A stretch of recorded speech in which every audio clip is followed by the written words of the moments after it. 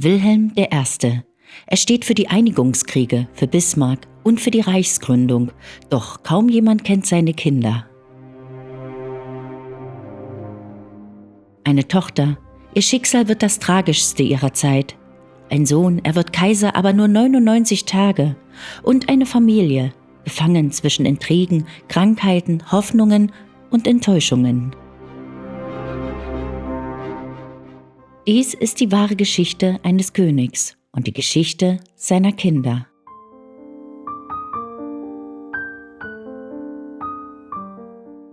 Wilhelm kommt am 22. März 1797 zur Welt, im selben Jahr, in dem sein Vater Friedrich Wilhelm III. Den preußischen Thron besteigt. Ein Kind, geboren im Schatten der Krone und doch nicht für die Krone bestimmt. Denn Wilhelm ist der zweite Sohn. Hinter dem älteren Bruder Friedrich Wilhelm steht für ihn, rein dynastisch, nur ein Leben in der zweiten Reihe bereit. Königin Luise von Preußen, bis heute legendär für ihren Charme und ihre Warmherzigkeit, ließ ihre Kinder gemeinsam aufwachsen, unter den Augen des Hauslehrers Johann Friedrich Gottlieb Delbrück. Sie suchte aber stets die Nähe zu ihnen. Schon früh zeigt sich, dass beide Brüder unterschiedlicher kaum sein könnten. Der ältere Friedrich Wilhelm, lebhaft, fantasievoll, künstlerisch begabt. Der junge Wilhelm, ruhig, bedacht, ordnungsliebend. Luise sieht es klarer als jeder andere. Sie schreibt, unser Wilhelm wird, wenn mich nicht alles trügt, wie sein Vater. Einfach, bieder, verständig. Während Wilhelms Bruder in Musik, Kunst und Architektur aufblüht, wird er seinem Wesen entsprechend auf eine strenge militärische Laufbahn vorbereitet. Für ihn zählen Disziplin, Pflichten, klare Strukturen. Jahre später wird Friedrich Wilhelm IV. Diese Unterschiede in einem Satz zusammenfassen. Wären wir Söhne eines einfachen Beamten gewesen, ich wäre Architekt geworden, Wilhelm Unteroffizier. Doch was niemand ahnte, ausgerechnet der stille Zweitgeborene, der Unteroffizier, würde eines Tages ein Reich führen, das es bei seiner Geburt noch gar nicht gab. Wie sein älterer Bruder galt auch Wilhelm als schlank, hochgewachsen und auffallend gut aussehend, ein Prinz mit militärisch gerader Haltung und ruhiger Ausstrahlung. Und wie sein Bruder verliebte auch er sich früh. Sein Herz gehörte Elisa von Radziwiłł, einer jungen Adligen aus einer befreundeten Familie. Doch es war eine Liebe ohne Zukunft. Die Radziwiłls waren von hohem Adel, aber nicht regierend und damit nach preußischem Hofrecht keine zulässige Verbindung für einen Prinzen. 4 Jahre lang suchten Juristen nach einem Ausweg. 4 Jahre hoffen, bangen, verzweifeln. 1826 dann die Entscheidung seines Vaters, König Friedrich Wilhelm III. Es ist nicht standesgemäß. Die Ehe wurde verboten. Wilhelm zerbrach fast daran. Seit diesem Tag stand ich wie verwaist in der Welt.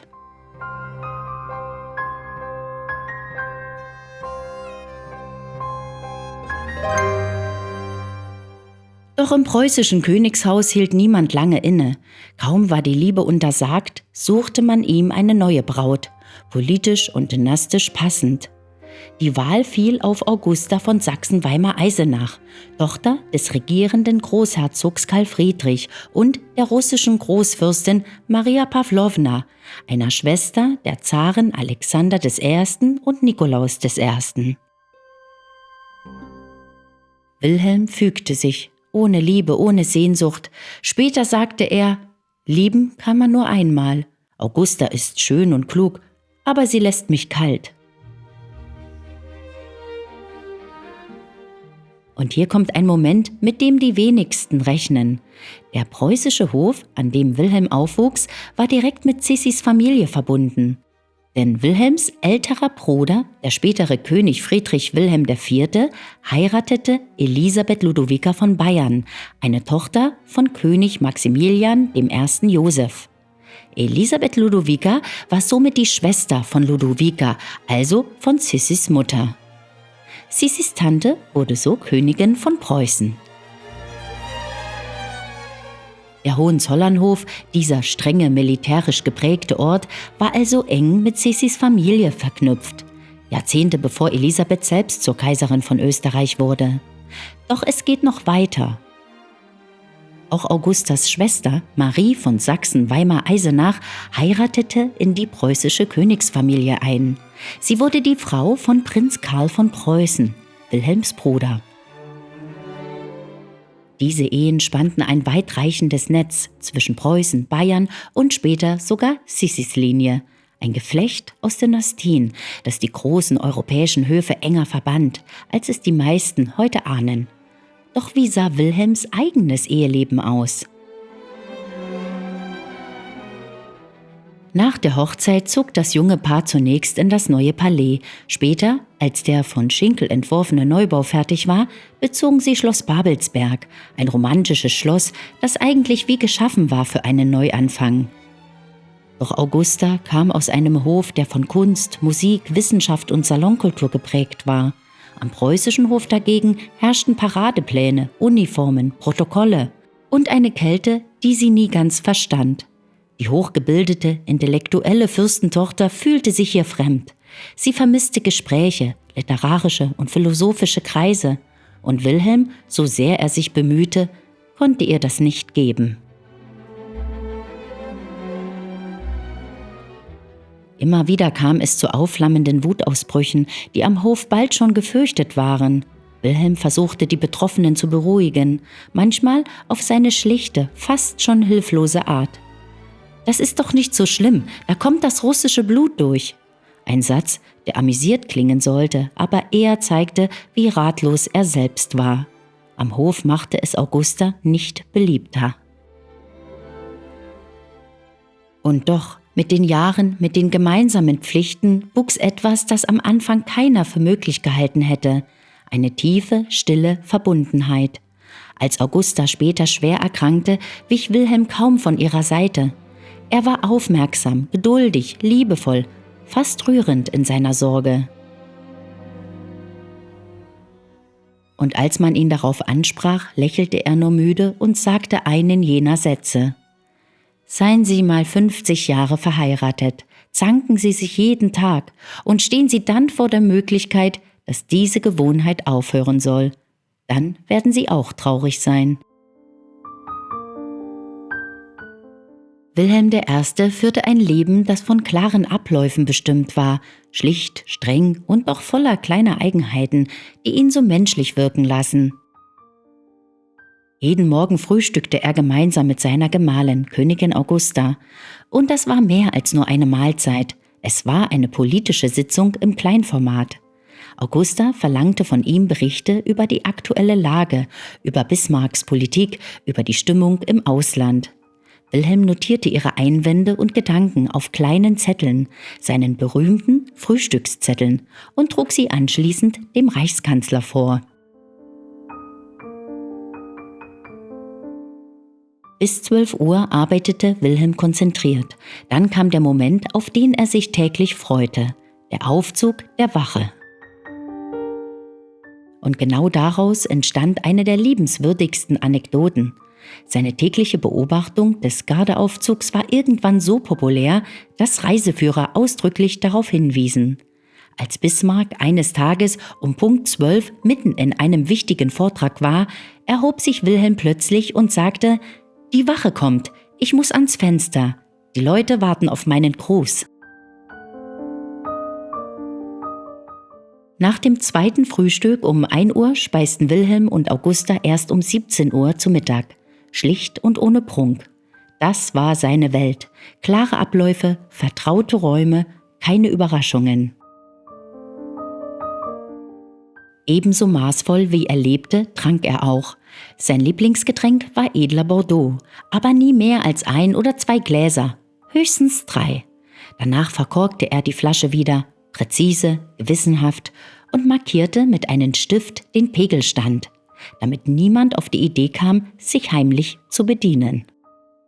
Auch beim Schaumwein, den Wilhelm ebenfalls maßvoll genoss, markierte er den Flascheninhalt mit einem Stift auf dem Etikett. Darauf angesprochen, dass sich Schaumwein nicht bis zum nächsten Tag halte, wurde er richtig aufbrausend. »So seid ihr, jungen Herren, aber ihr versteht das nicht. Die Flasche wird fest verkorkt und auf den Kopf gestellt. So hält sie sich bis morgen tadellos.«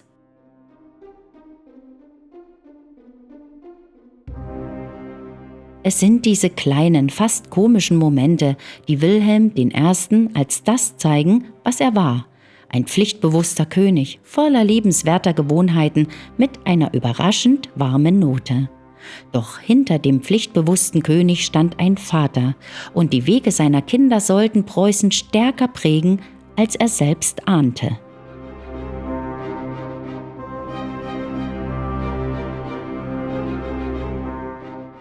Friedrich Wilhelm, der spätere Kaiser Friedrich III., kommt am 18. Oktober 1831 in Potsdam zur Welt.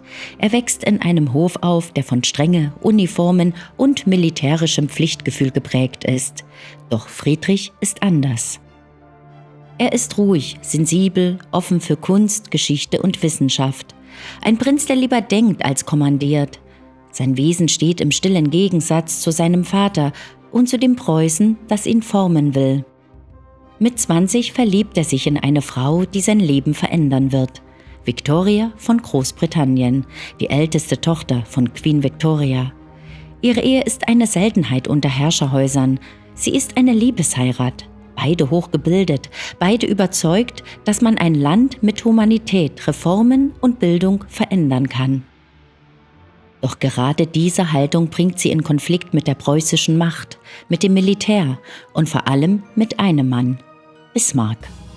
Friedrich und Victoria stehen für ein modernes Preußen, Bismarck für ein autoritäres.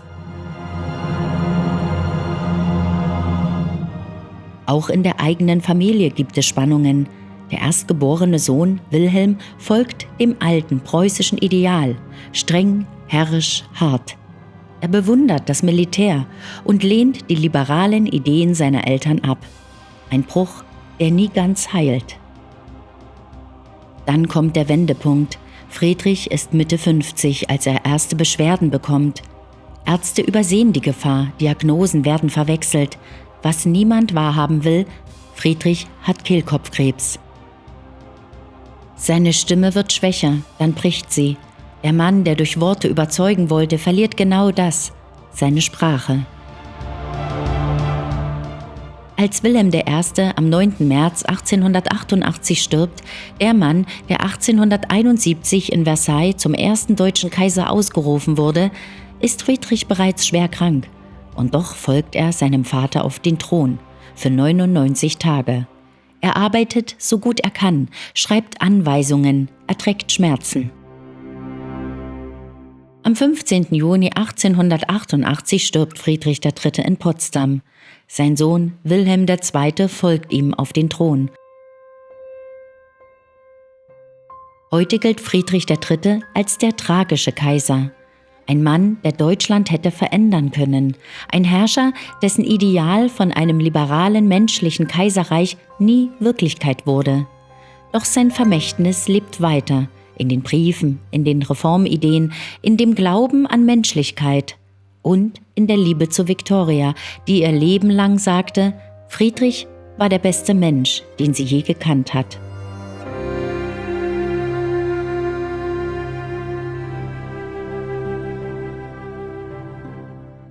Luise von Preußen kommt am 3. Dezember 1838 in Berlin zur Welt. Sie ist das zweite Kind von Wilhelm I. und Augusta von Sachsen-Weimar-Eisenach. Ein Mädchen, geboren in eine Welt aus Uniformen, Hofetikette und strengem Protokoll. Doch ihre Kindheit ist nicht hart, sondern still. Still, weil es an etwas fehlt, das ein Kind braucht: Wärme. Ihre Mutter Augusta ist hochgebildet, ehrgeizig und kühl. Sie erwartet viel und zeigt wenig Zuneigung. Luise spürt diese Distanz früh. Mit 17 Jahren verändert sich ihr Leben. Sie heiratet Friedrich von Baden, den späteren Großherzog. Eine Ehe, die überraschend anders ist. Keine Härte, keine Kälte, sondern Respekt, Vertrauen. Für Luise wird Baden zu ihrem Zuhause und Friedrich zu einem Partner, der ihr Raum zum Atmen gibt. Als Großherzogin findet sie ihre Aufgabe und sie erfüllt sie mit Herz. Luise engagiert sich für Krankenpflege, Armenhilfe, Schulen und soziale Vereine. Sie arbeitet nicht für Prestige, sondern für Menschen.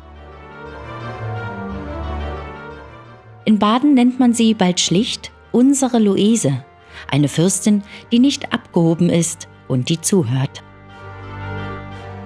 Luise erlebt 3 Kaiser. Sie erlebt den Triumph von 1871 und den Zusammenbruch von 1918. Sie sieht Kriege kommen und gehen und bleibt doch immer dieselbe, ruhig, freundlich, bodenständig. Am 23. April 1923 stirbt sie in Baden-Baden, fast 85 Jahre alt. Ein langes Leben, getragen von Pflicht, aber geprägt von Herzlichkeit und unvergessen. Luise und Friedrich, 2 Kinder, wie sie unterschiedlicher kaum sein konnten, und doch verbindet sie etwas.